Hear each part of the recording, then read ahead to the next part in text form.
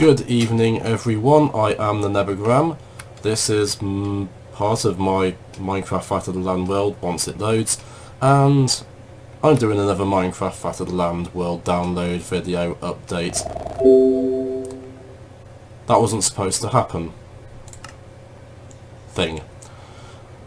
Basically, that happens a lot, the pausing. It's very odd. The game just seems to sort of tab out randomly. I'm convinced my computer's got some form of horrible virus, but it's benign, it's not affecting anything. I haven't lost all of my data files and whatnot.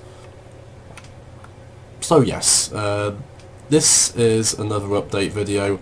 I've done some work, as you can see over in the distance there. That wasn't there before. And in the distance there as well, miraculously enough. Last time we were in this world, last update video that I did, which was on my birthday, I said I was going to do a lot of work on the town over here. I've done no work on the town, which you would probably be able to predict if you've ever been watching this series, if you're the one person who's watched this series for any length of time.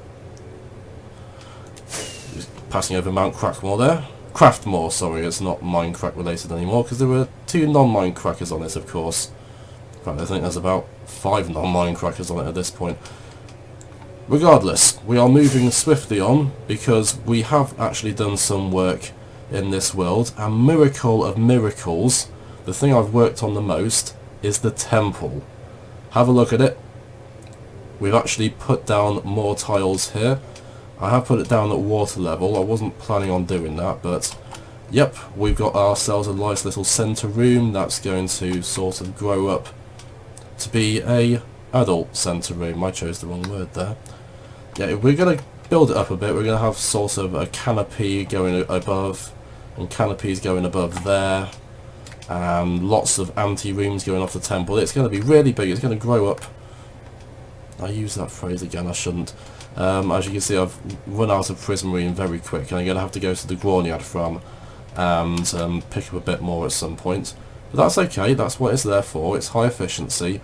It will pick up Prismarine by the bucket load. I'm probably going to have to work a bit on the actual farm item elevator itself, because it's still it was built during a update when the glass item elevators were broken, so you couldn't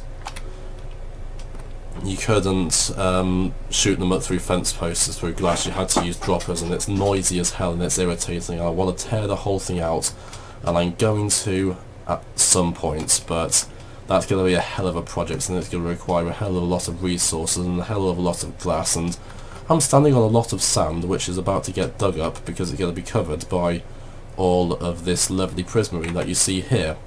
So things kind of work out well there, but it's going to take a lot of man hours, which is the problem. As you can see, this is my Prismarine stash here, and I really have gone, that's literally the only stack of Prismarine bricks that I have available to me that isn't sort of in kit form at the Grognard farm. I do like looking at the complex from this direction though.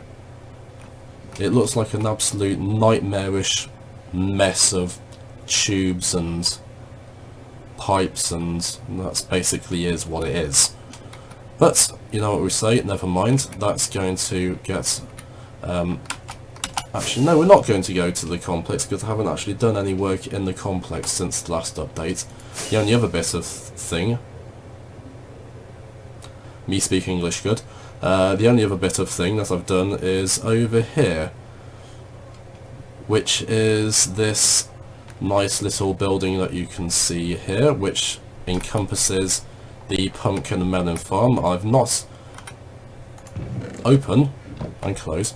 I've not actually harvested the pumpkins and the melons for a while.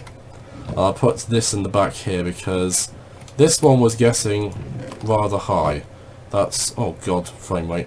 That's 4 1/3 double chests full of melon slices.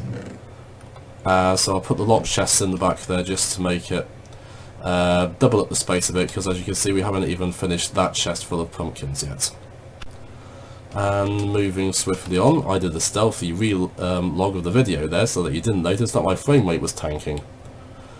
Moving swiftly on, we've also got this thing, which is probably the most nightmarish thing I have ever built in my entire life. I loathe it, I died multiple times building it, and I also lost items on those deaths as well. It was the most stupid pissing death ever as well. I will tell you about that in a bit. But this is a vertical wheat farm that kind of got a bit out of hand very quickly. And to demonstrate that further, what I'm going to do is I'm going to pop into a creative world to show you around it. So I shall be right back. And here we are in the creative world on top of the wheat farm. And this is very simply how it works, other than, of course, badly. You got your wheat here, you got your water up here, the water flows down, pushes out all the wheat to the edge here, flows over that, what's it called, observer, which will trigger that circuit down here, go into that T flip-flop, depower that redstone torch, remove those pistons, the water flows down, kind of like it does on my netherwart farm over there. It goes down all 15 layers of wheat and we end up with ridiculous amounts of it. Well, I say ridiculous amounts of it, it could be more ridiculous because I'm sure you've noticed there's a hell of a design flaw with most of this farm. Let's see if I can drop down from a height and not destroy the wheat. Answer to that question is apparently no. Who cares, this is a creative world. There's a design flaw, there's a lot of design flaws in fact. If you note there, this water isn't hydrated. Originally I had water underneath,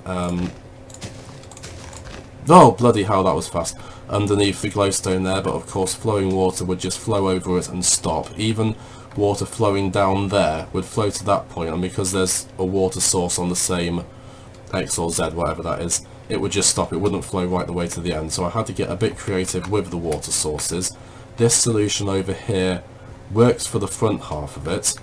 The corner ones work for bits of it, but there is still quite a lot of it that isn't hydrated, and it's frustrating, and I need to keep a home on me. Obviously I can't hydrate this bit because there's redstone on that side, and that would be phenomenally messy. I can maybe get one down there.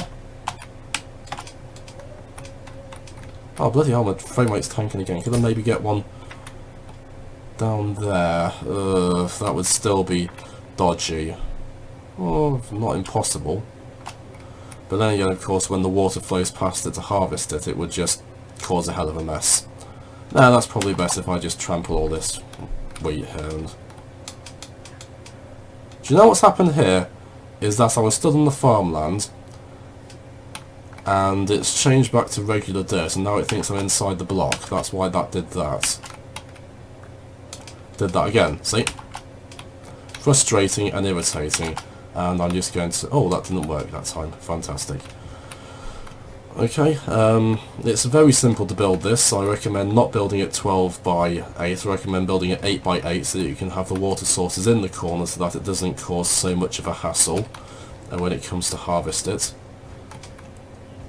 And yeah, it's very simple. The only thing I have to say is that when you take an output from the observer and it goes into the T flip-flop, make sure the redstone repeater is set to 2 ticks, otherwise it is going to cause a bit of a mess. You'll probably get 2 pulses out of it, and that will ruin the entire farm.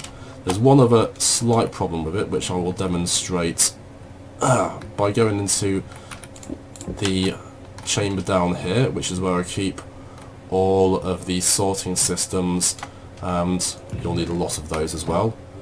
Don't know why I've got all these water buckets. Oh, I remember now, it's because I had dispensers above where the water reservoir was that flows down, and dispensers don't really work. There was some weird budding that went on that caused dispensers to activate but not deactivate, and it's simpler just to use a reservoir like I did. This is from one test firing of the... is that from 1 or is it from 2? I can't remember. No, that is from 1 because there's 15 layers and it's stack and a half on each layer, so in theory it should be 22 stacks, and we've got 19 and a half, so moderately efficient. It's all powered just by that button there. let's go out and have a look at it in action.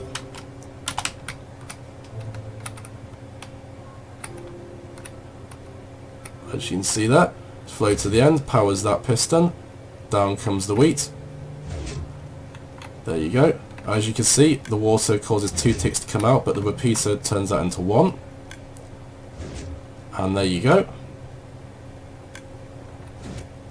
And it's a lot faster than using the caterpillar timer that I used for the soul sand farm as well. Netherwart farm, sorry. It's made out of soul sand, so technically it is a soul sand farm.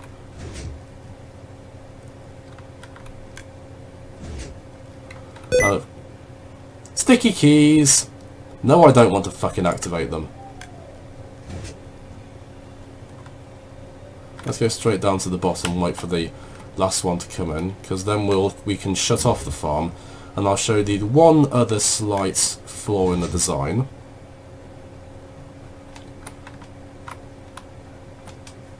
Well, apart from that, which I must have forgotten about, I will fix that before putting out the world download. That's a hell of a whoopsie. Right, I'll deactivate the farm now and show you the one other slight design flaw. All the stuff should be in the hoppers by now. Water flows over farmland faster than it would over soul sand.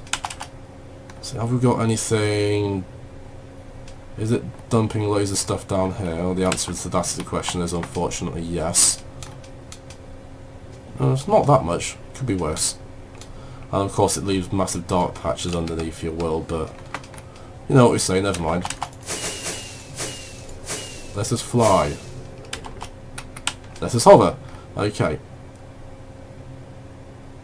So here we go. The water has been shut off. And no, that was one I trampled, wasn't it? But as we go down here, you'll see that some of the pistons, like this one here, hasn't retracted properly, and that does cause a bit of an issue, of course. And because that registers as a full block and that doesn't, you do occasionally get some, in fact you get a lot more than expected, wheat trapped on the signs and the ladders. That's disappointing. But the way you shut the retract the pistons there is by going down to the floor underneath, hitting the button, and it just shuts it like that. So yes, this isn't the best wheat farm in the world. It's not even the best wheat farm in this world probably, but it does the trick partially, and I like it. And that was the melon farm, by the way. That wasn't the wheat farm malfunctioning. I like it, and it's got room for improvement, so you know what we say, never mind, go ahead and improve it. My frame rate has pretty much died now, so what I'm going to do is I'm going to get back into my survival world and continue this thing here, this episode here, because I have a few more things to announce before I upload it and the world download. So be right back. And I'm back, and I'm in the complex, and behind me you can see mobs spawning there. In front of you can see my crappy Crichton avatar that I made myself and isn't really all that good, but it does the trick. And next to me you can see, you can see a block of hardened clay, or terracotta as it's going to be known in 1.12, surrounded by 6 glass blocks. The reason you can see that there is because I'm going to hide it somewhere in the world, and your task, if you choose to accept it, is to find it. Simple as that. I know this is basically a complete rip-off of Hermitron, and oh god, my bleeding frame rate's dying again. I know this is basically a complete rip-off of the Hermitron game that they had on the Hermitcraft server, the brilliant Hermitcraft server in Season 4, but I like the idea of it, and it actually gives me something to do with the glazed terracotta as well, other than completely change the texture of it, which I'm probably going to do at some point. It's a hunting game. I'm going to hide this somewhere in the complex. You find it. If you find it in the comments, make a comment, or make a comment on the world download in minecraftworldmap.com, which is where you will be able to find this entire world download, the crappy wheat farm, the crappy unfinished temple, and basically everything else crap in this world is yours for the taking. There's a link in the description. Help yourself to it. play the one game that I have here, make any contributions or suggestions you want, but for now I have been the Nebugram, and this poor excuse for an episode is coming to an end, so thank you very much for watching, goodbye.